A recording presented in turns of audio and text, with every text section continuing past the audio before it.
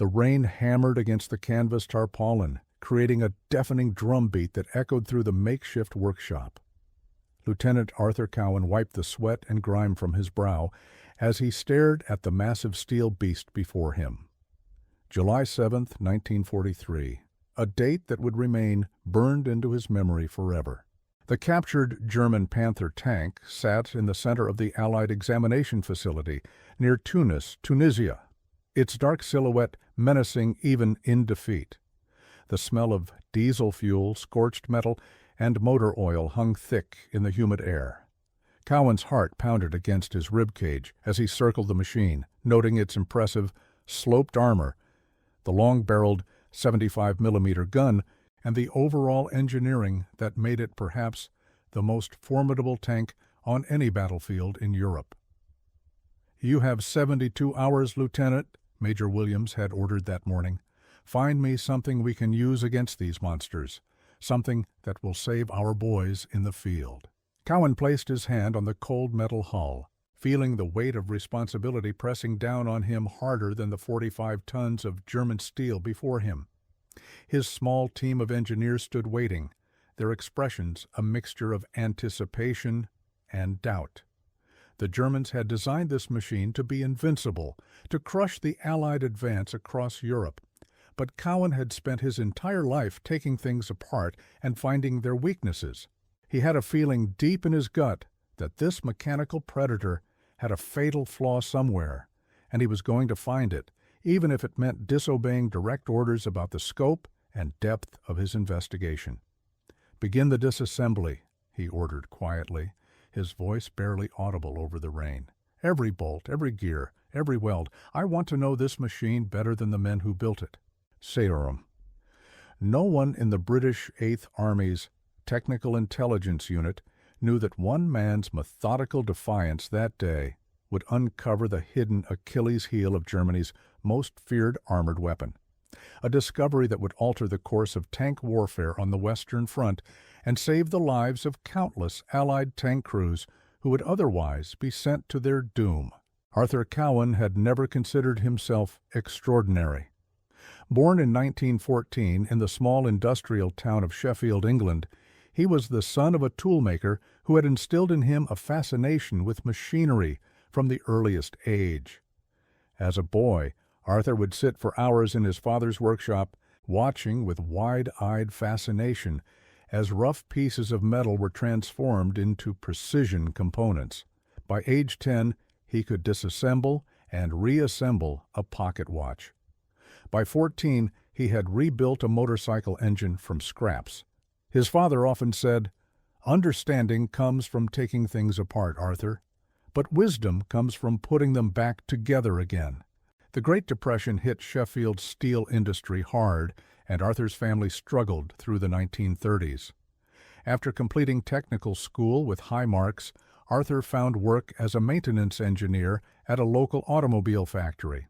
There, he developed an uncanny ability to diagnose mechanical failures simply by listening to the sounds of the engines. His colleagues joked that Cowan could hear metal thinking.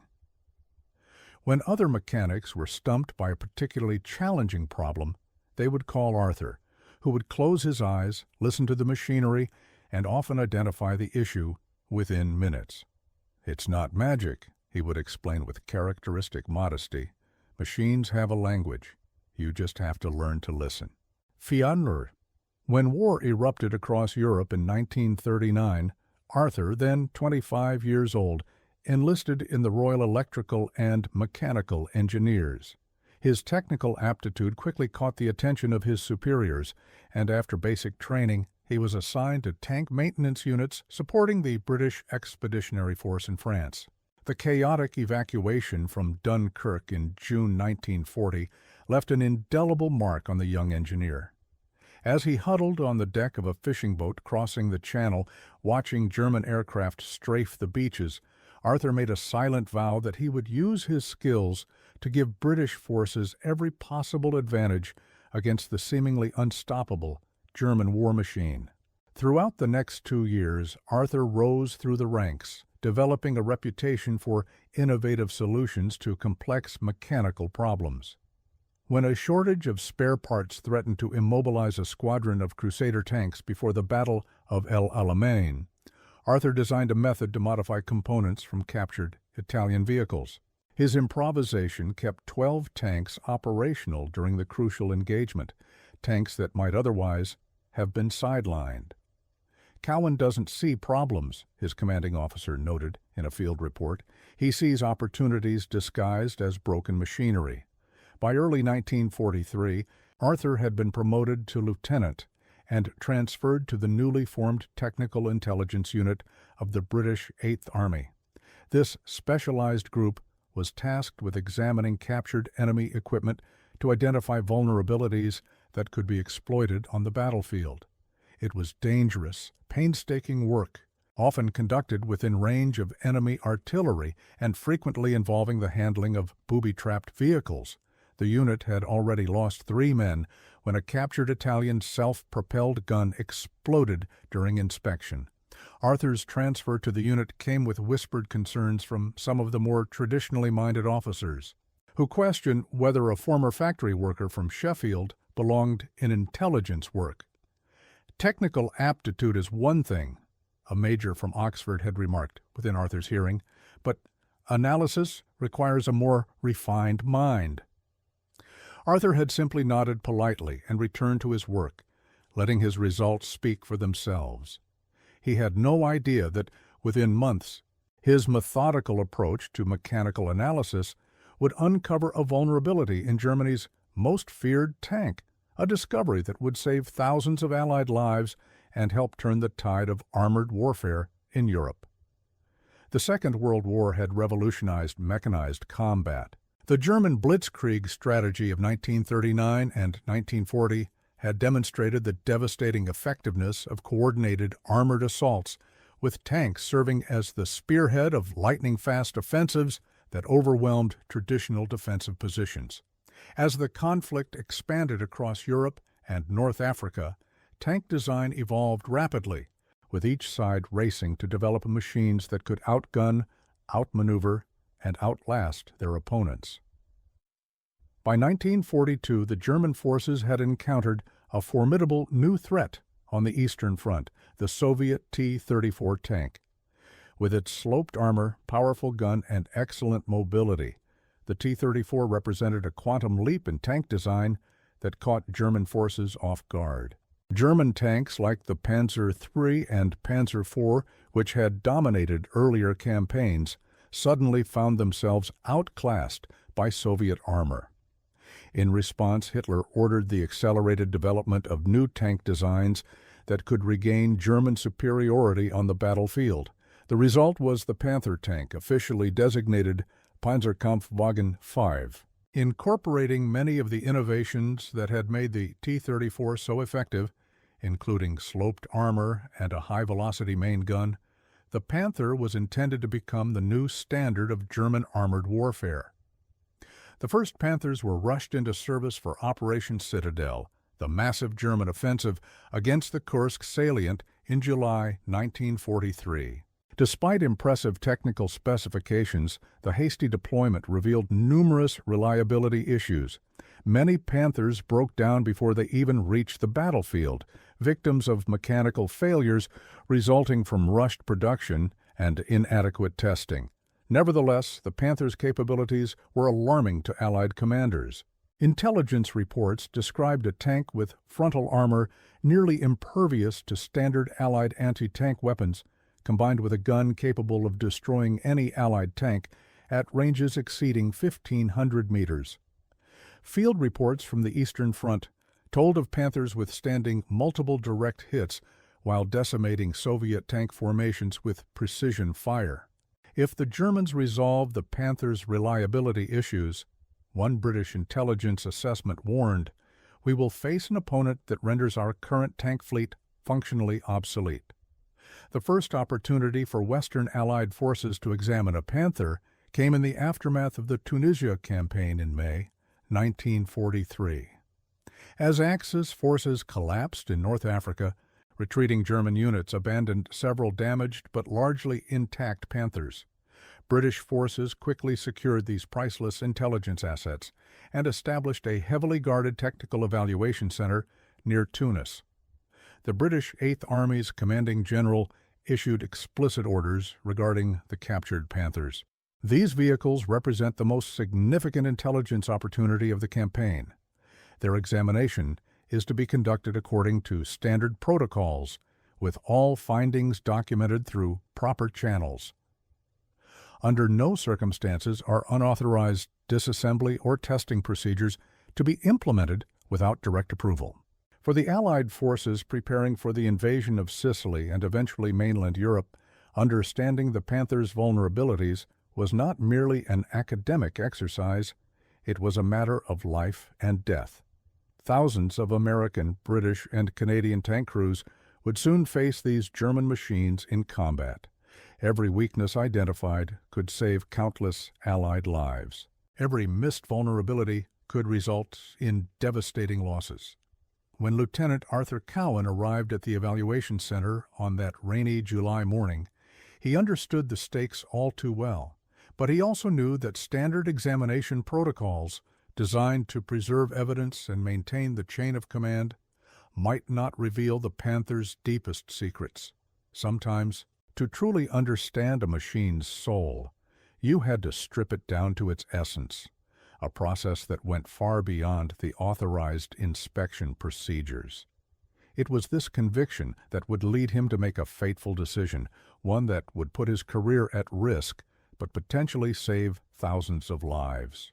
The makeshift workshop buzzed with activity as Arthur's team began their examination of the captured Panther. The facility had been hastily established in a former aircraft hangar, with powerful floodlights illuminating the massive German tank that dominated the center of the space. Security was tight, armed guards patrolled the perimeter, and all personnel required special clearance to enter. The Allied High Command understood the intelligence value of this mechanical prize. Begin with the exterior inspection, Arthur instructed his team of 5 specialists. Corporal Bennett, I want detailed photographs of every angle, every weld seam, every vision port. Sergeant Miller, begin measuring the armor thickness at the standard reference points. Dawson, collect samples of the track links and side skirts for metallurgical analysis. As his men moved with practiced efficiency, Arthur studied the tank's silhouette. The Panther's design was revolutionary, its sloped frontal armor reminiscent of the Soviet T-34 but refined and improved. Unlike earlier German tanks with their boxy vertical plates, the Panther's glacis plate was angled at 55 degrees, effectively doubling its protective value against incoming shells. "Magnificent bastard, isn't she?" remarked Technical Sergeant James Miller, a former automotive engineer from Manchester. "Hate to say it, but the Germans know how to build 'em." Arthur nodded grimly. "That's what worries me, James. Our 17-pounders can barely penetrate this frontal armor, even at close range. And that gun?" He gestured toward the Panther's long-barreled 75mm KWK-42, "can punch through a Sherman at 2,000 yards. The initial examination proceeded according to protocol. The team documented external dimensions, armor thickness, and weapon specifications. They collected samples of paint, rubber, and metal for analysis. By mid-afternoon, they had compiled a preliminary report that largely confirmed what intelligence already suspected.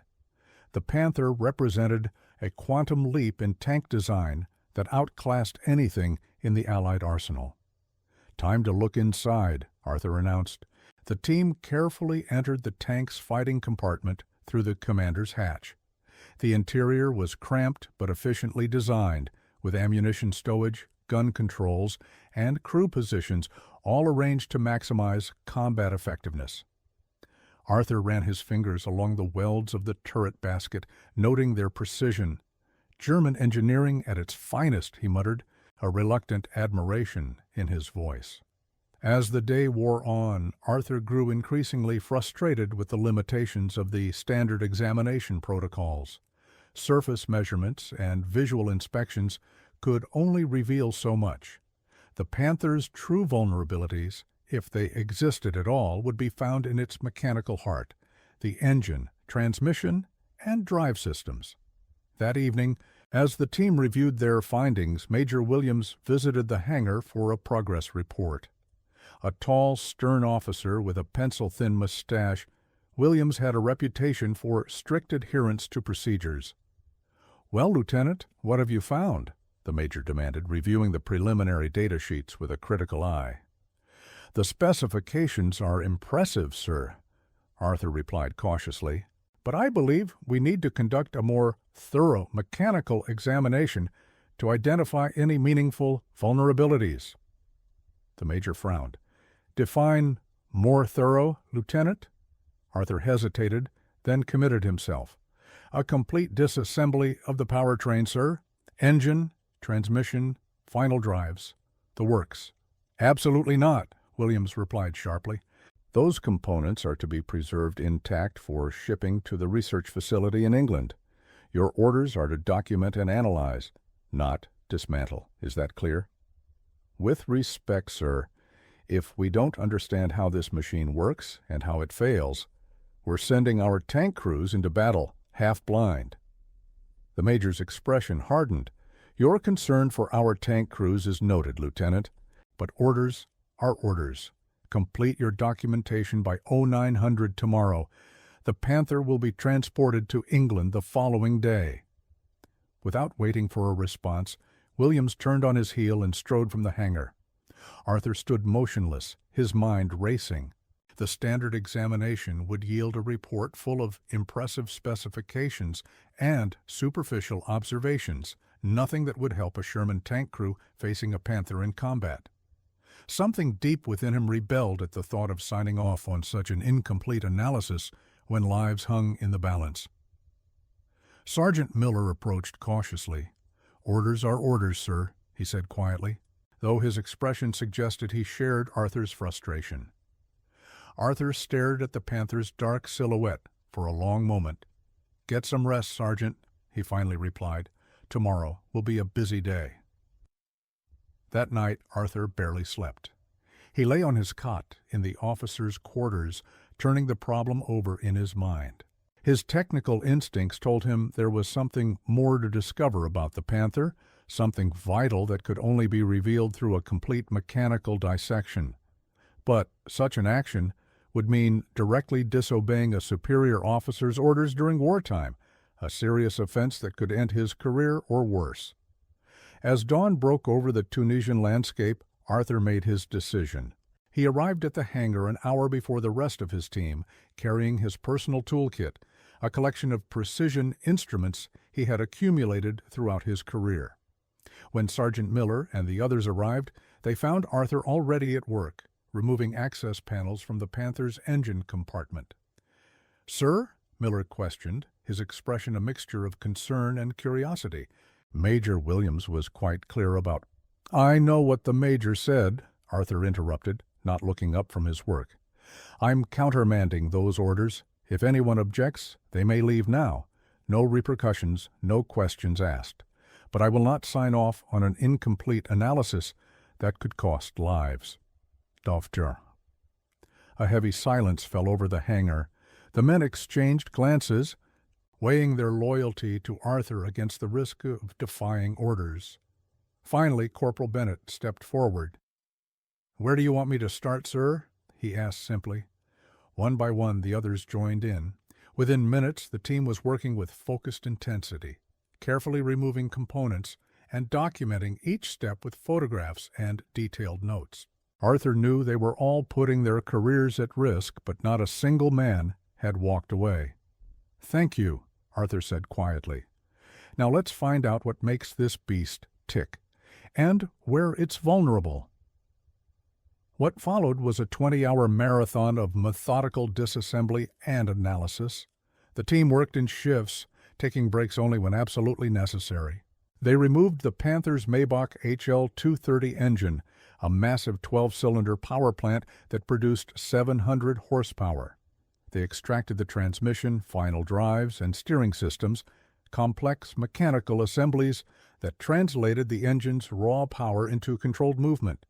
Each component was carefully laid out on tarps, photographed, measured, and tested when possible. Arthur moved between stations, examining critical parts, making notes, and occasionally stopping to stare at a component with intense concentration, as if listening to what the metal itself was trying to tell him. By midnight, the hangar floor resembled an exploded diagram of the Panther tank. Major components were arranged in logical groupings, surrounded by smaller assemblies, all connected by chalk lines indicating their relationships. The team was exhausted, but energized by the depth of their investigation. They were seeing the Panther as no Allied personnel had seen it before. "The transmission design is fascinating," Sergeant Miller remarked, wiping grease from his hands. "Much more advanced than our Valentine or Cromwell tanks, but it's extraordinarily complex. Look at the double differential steering system." Arthur nodded thoughtfully. "Complex means vulnerable," he replied, "especially under combat conditions." As dawn approached, the team focused on the Panther's final drive assemblies, the components that transferred power from the transmission to the drive sprockets that moved the tracks. Arthur had been paying particular attention to these units throughout the examination, troubled by something he couldn't quite articulate. "Hand me that micrometer," he said to Bennett, pointing to a precision measuring tool. Carefully, he measured the thickness of several gears in the final drive, comparing them to similar components from the transmission. A frown creased his face as he recorded the measurements. "Sir?" Bennett questioned, sensing Arthur's concern. "Have you found something?" Arthur didn't answer immediately. Instead, he gathered several key components from the final drive and carried them to a workbench beneath the brightest light. For nearly 20 minutes, he examined them from every angle, occasionally making calculations in his notebook. The rest of the team gradually gathered around him, sensing that their leader was onto something significant. Finally, Arthur looked up, his eyes bright with the excitement of discovery, despite his exhaustion. "It's the final drives," he said quietly. "They're drastically undersized for a tank of this weight." "Undersized?" Miller repeated. "What do you mean exactly?" Arthur placed two gears side by side, one from the Panther's transmission and one from its final drive. The transmission is brilliantly engineered, overbuilt even. But look at the final drive components. The gear teeth are too small, the bearings insufficient, and the housing itself lacks the necessary reinforcement. The implications dawned on Miller's face. "So under sustained stress—" "They'll fail," Arthur finished, "especially during the tight turns required in combat maneuvering. The lateral forces would exceed the structural capacity of these gears. The Germans must have rushed this component into production without adequate testing." A murmur ran through the group as they processed this revelation. Bennett spoke first. "So a Panther that might shrug off direct hits from our anti-tank guns could be immobilized by its own weight during evasive maneuvers," Arthur confirmed. "A tank that can't move is just an expensive pillbox, vulnerable to infantry attacks, artillery, or flanking by other tanks." The discovery energized the exhausted team. They spent the next few hours documenting the final drive vulnerability in meticulous detail, measuring components, calculating stress tolerances, and photographing the evidence. Arthur himself drafted a preliminary report that outlined how Allied forces might exploit this weakness in combat. Forcing Panthers to make tight turns under combat conditions would dramatically increase mechanical failures, he wrote. Tactical doctrine should be revised to emphasize maneuvers that stress enemy final drives, particularly when engaging from multiple angles. As the morning sun streamed through the hangar windows, the team faced their next challenge, reassembling the Panther before Major Williams returned for his inspection at 9 o'clock. They worked with frantic energy, replacing components and securing access panels. With just 15 minutes to spare, the Panther was restored to its original condition, with no external evidence of their unauthorized disassembly.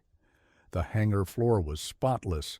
Tools were stowed, and Arthur's team stood at attention, their uniforms showing no signs of their overnight labors, when Major Williams strode through the door precisely at 9. His eyes narrowed suspiciously as he noted their tired faces. "Your report, Lieutenant?" he demanded, extending his hand. Arthur presented the official documentation, a thorough but conventional analysis that adhered to protocol, listing the Panther's specifications and observable features. The Major reviewed it with a critical eye, occasionally glancing at the tank as if expecting to see evidence of tampering. "Everything appears to be in order," he finally acknowledged, "though I note your team looks rather fatigued for a routine examination." "German engineering is quite intimidating, sir," Arthur replied evenly. "We wanted to ensure our analysis was thorough." The Major studied Arthur's face for a moment, clearly suspicious, but finding no concrete cause for complaint. "Very well. The transport team will arrive at 1300 hours to prepare the Panther for shipment. Your team is dismissed." "Yes, sir," Arthur responded, saluting crisply. As the Major departed, Arthur turned to his exhausted men. "Get some rest," he ordered quietly. "You've earned it." But there was one more task to complete before Arthur could rest. From inside his jacket, he withdrew a second report, the detailed analysis of the final drive vulnerability they had discovered during the night. This document, unlike the official report, contained the information that could save Allied lives. It included precise measurements, stress calculations, and tactical recommendations based on their unauthorized disassembly of the Panther. Arthur knew that submitting this report through official channels would reveal their disobedience and likely result in severe disciplinary action. But he also knew that the information was too valuable to risk being lost in bureaucratic channels or dismissed by skeptical superiors who hadn't seen the evidence firsthand. With the second report securely tucked in his jacket, Arthur made his way to the communications center. There he found Lieutenant Commander Roger Hollis, an old friend from his days at the Tank Maintenance Depot in Egypt. Hollis now served as a technical liaison between the 8th Army and the Royal Armored Corps Training Command. "Roger, I need a favor," Arthur said quietly after ensuring they were alone. "This needs to reach Colonel Patterson at the Armored Fighting Vehicle School. Directly, no intermediaries." Hollis glanced at the sealed envelope, then at Arthur's determined expression. "Official channels not good enough?" "This isn't officially supposed to exist," Arthur admitted, "but it contains information that could save hundreds of our tank crews once we hit the continent." Hollis considered for a moment, then nodded. "Patterson was my instructor at Bovington. I can get this to him through personal channels." He took the envelope and secured it inside his tunic. "Should I know what's in here?" Arthur shook his head. "Plausible deniability, old friend. Just make sure it reaches Patterson." "Consider it done," Hollis promised. "But Arthur, be careful. Williams isn't known for his forgiving nature." With his mission accomplished, Arthur returned to his quarters and collapsed onto his bunk, exhausted but satisfied. Whatever consequences might come from his actions, he had done what he believed right. The final drive vulnerability they had discovered would give Allied forces a crucial tactical advantage against the Panther if his report reached the right hands in time. And if it didn't, well, Arthur thought, as sleep finally claimed him, some risks were worth taking. A tank crew facing a Panther on some future battlefield might never know his name, but they might survive because of what he and his team had discovered on this July day in Tunisia. What Arthur Cowan couldn't know as he drifted into exhausted sleep was how profoundly his unauthorized investigation would impact the coming battles in Europe. Within 3 weeks, his confidential report on the Panther's final drive vulnerability reached Colonel Patterson at the Armored Fighting Vehicle School in Bovington. Initially skeptical, Patterson assembled a team of engineers to verify Cowan's findings using technical diagrams and intelligence reports from other sources. Their conclusion was unequivocal. Cowan's analysis was correct. The Panther's final drives were drastically undersized for the tank's weight and power. Patterson immediately recognized the tactical implications of this discovery. He drafted a new training bulletin for Allied armored units preparing for the invasion of Europe, emphasizing maneuvers that would force Panthers to conduct the sharp turns most likely to stress their vulnerable final drives. The bulletin, classified Most Secret, was distributed to tank unit commanders throughout the British and American forces in August 1943. When engaging Panther tanks, the bulletin advised, crews should attempt to force the enemy into complex evasive maneuvers whenever possible. Multiple units should attack from different angles, compelling the Panther to execute rapid traverses and tight turns. Evidence suggests this will significantly increase the likelihood of mechanical failure. The first real test of Arthur's discovery came during the Allied invasion of Sicily in July and August 1943. Though relatively few Panthers were deployed on the island, those that were encountered demonstrated exactly the vulnerability Cowan had identified. In one engagement near Catania, a squadron of British Churchill tanks engaged 3 Panthers using the new tactical guidance. By forcing the German tanks to maneuver repeatedly over broken ground, 2 Panthers suffered catastrophic final drive failures within 20 minutes of combat, becoming immobilized and subsequently destroyed by Allied fire. Captain Edward Houghton, commander of the Churchill Squadron, later wrote, "The new tactics worked precisely as described in the bulletin. The Panthers attempted to maintain their distance advantage, but our coordinated approach from multiple angles forced them to pivot repeatedly. We could actually hear the mechanical failures occurring, a grinding shriek followed by the tank becoming stationary, tracks locked. After that, they were simply targets." As the Allied forces prepared for the invasion of Normandy in 1944, the insights from Cowan's report became even more valuable. Intelligence indicated that substantial Panther formations would oppose the landings and subsequent breakout. Training programs for tank crews across the Allied forces emphasized tactics to exploit the final drive weakness. Meanwhile, in his workshop near Tunis, Arthur Cowan remained unaware of the impact his discovery was having. 3 days after submitting his secret report, he was summoned to Major Williams's office.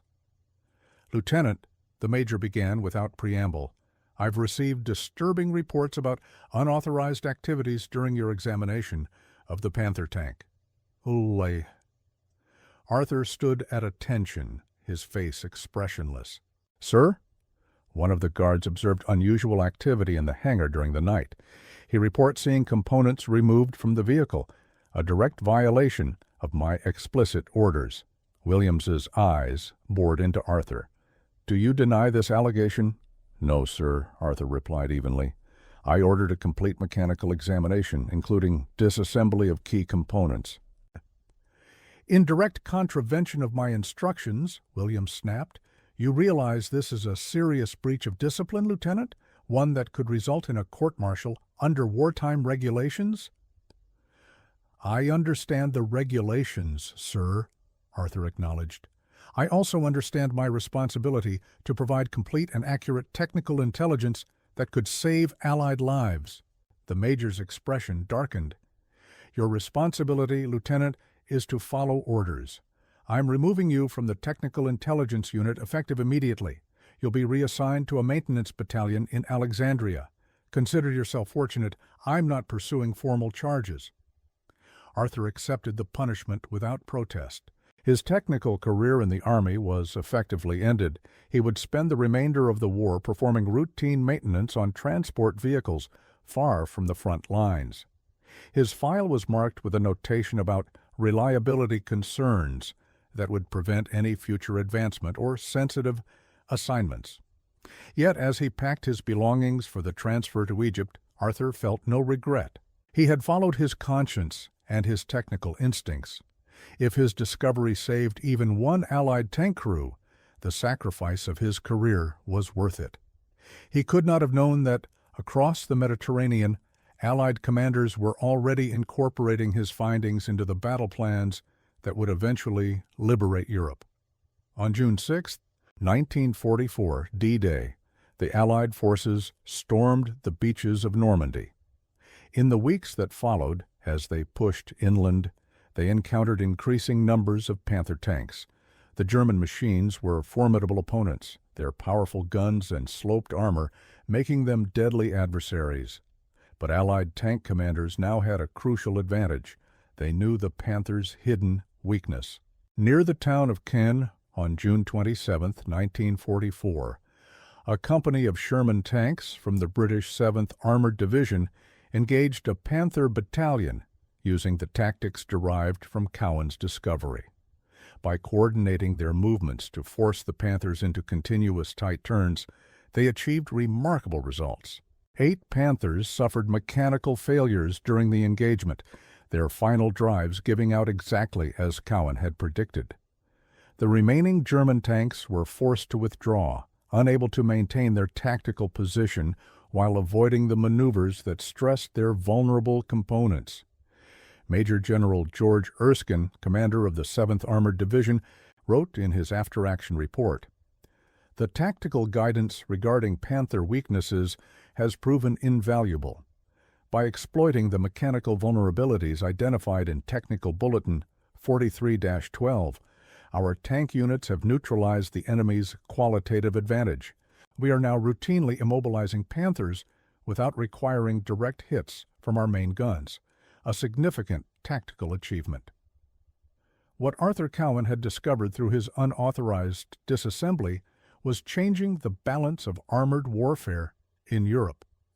The Germans, unaware of how thoroughly the Allies had diagnosed the Panther's vulnerability, continued to deploy the tanks with their flawed final drives throughout 1944 and into 1945.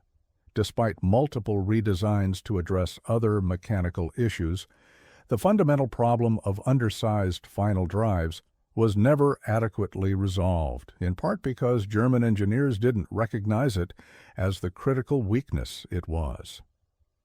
In October 1944, Arthur received an unexpected visitor at his maintenance depot in Alexandria. Colonel James Patterson, director of the Armored Fighting Vehicle School, had traveled from England specifically to meet the engineer whose insights had saved so many Allied lives. "Lieutenant Cowan," Patterson said as they walked among the transport vehicles Arthur now maintained, "your report on the Panther's final drive vulnerability has proven to be one of the most valuable pieces of technical intelligence of the entire war." Arthur looked startled. "My report, sir? You received it?" "Indeed we did," Patterson confirmed, "and we verified your findings extensively. Your analysis was spot on. The final drives fail precisely as you predicted when the tanks are forced into the maneuvers you described." A wave of emotion washed over Arthur's face. "Then it was worth it," he said quietly.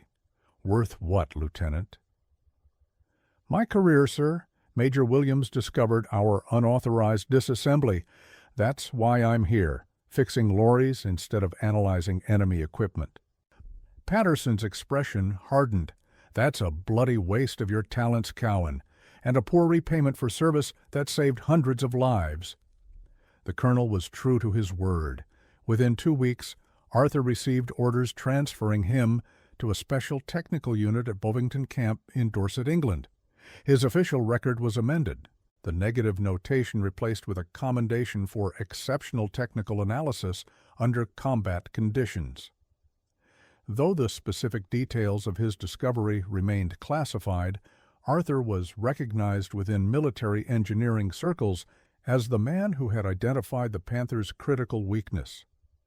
By the time the war in Europe ended in May 1945, the tactical exploitation of the Panther's final drive vulnerability had become standard doctrine for Allied armored units.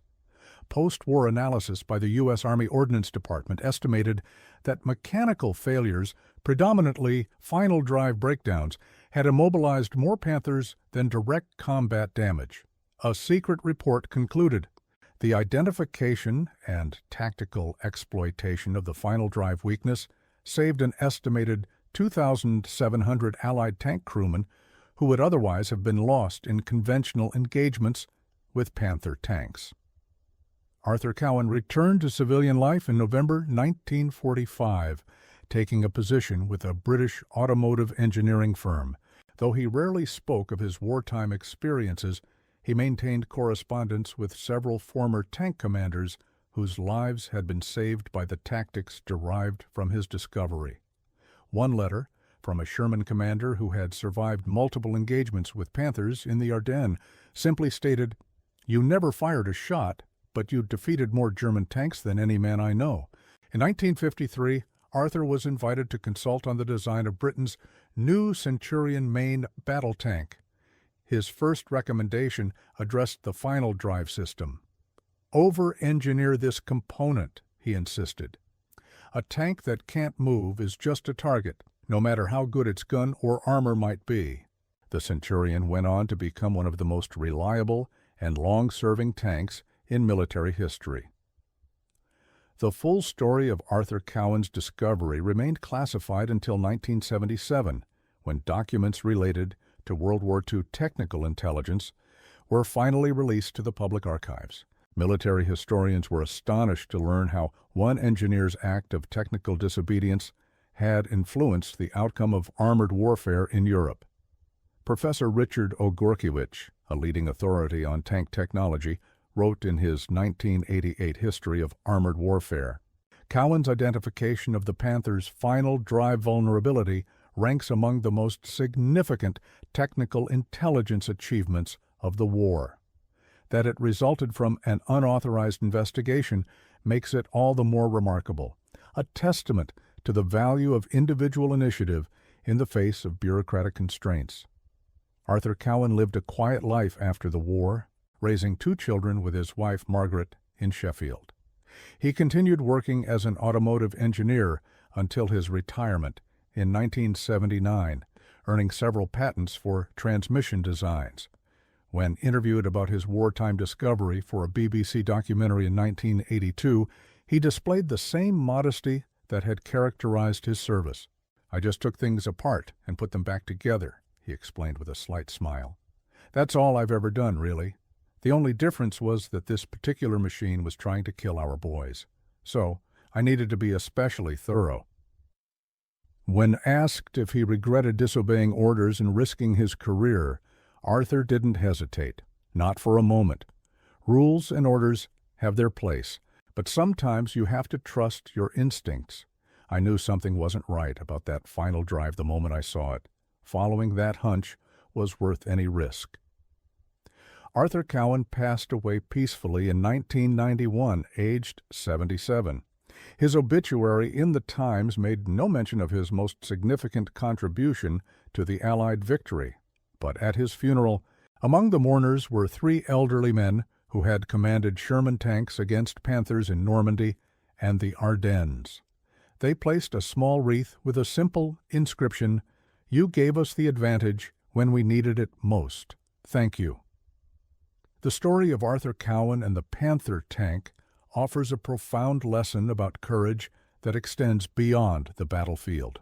In war, we often celebrate the dramatic acts of heroism, the soldier charging an enemy position, the pilot continuing his mission despite damage to his aircraft, the sailor staying at his post as his ship sinks beneath him. These actions, visible and immediate in their impact, rightly earn our admiration and respect. But there is another kind of courage that operates in the shadows, away from the glory of direct combat, the courage to trust one's expertise and conscience, even when doing so means defying authority. Arthur Cowan's decision to disassemble that Panther tank against explicit orders represented this quieter form of bravery. He risked his career and reputation not in a moment of adrenaline-fueled crisis, but through a deliberate choice made with full awareness of the likely consequences. The mathematics of his decision were stark. One career versus potentially thousands of lives. For Arthur, the calculation was simple, though the execution required tremendous moral courage. He never fired a shot in anger during the war, yet his impact on the battlefield was profound. The technical knowledge he uncovered through his act of disciplined disobedience saved countless Allied tank crews who would otherwise have faced the Panther's formidable capabilities without understanding its critical vulnerability. Perhaps most remarkably, Arthur accepted his punishment without complaint or self-pity. When reassigned to a maintenance depot far from the front, he continued serving with the same dedication and attention to detail that had characterized his work in technical intelligence. He understood that sometimes doing the right thing comes with a cost, and he was willing to pay that price. In our modern world, we still need the courage of the Arthur Cowans, people willing to speak technical truths, even when those truths are inconvenient or contrary to official positions. In fields ranging from engineering to medicine, from environmental science to public safety, the courage to trust one's expertise and ethical judgment remains as vital as ever. Would you have made the same choice Arthur Cowan did? Would you have risked your career to ensure that vital information reached those who needed it most? Or would you have followed orders, knowing that doing so might condemn others to face an enemy advantage that could have been neutralized? These questions have no easy answers, but they remind us that heroism takes many forms, and that sometimes the most consequential acts of courage leave no visible monuments, only lives saved and history quietly changed. Share this story so others might remember what true courage means, in war and in peace, on battlefields and in workshops, wherever knowledge and conscience must sometimes stand against authority for the greater good.